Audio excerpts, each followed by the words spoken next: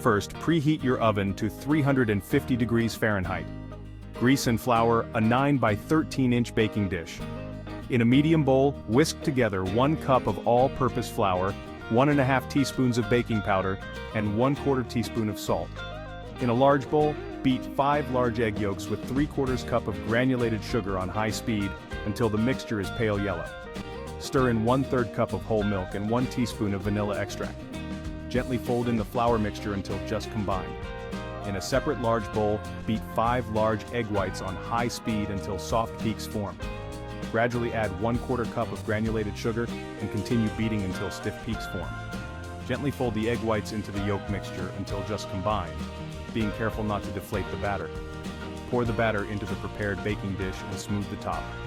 Bake for 25 to 30 minutes, or until a toothpick inserted into the center of the cake comes out clean.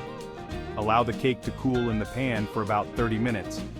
In a large bowl, whisk together 1 can of evaporated milk, 1 can of sweetened condensed milk, and 1/4 cup of heavy cream. Poke holes all over the cooled cake using a fork or a skewer. Slowly pour the milk mixture evenly over the cake, allowing it to soak in. Cover and refrigerate for at least 4 hours or overnight. In a large bowl, whip 1½ cups of heavy cream with 1/4 cup of powdered sugar and 1/2 teaspoon of vanilla extract until stiff peaks form.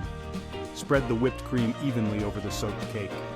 Garnish with fresh berries or a sprinkle of cinnamon if desired. Cut into squares and serve chilled.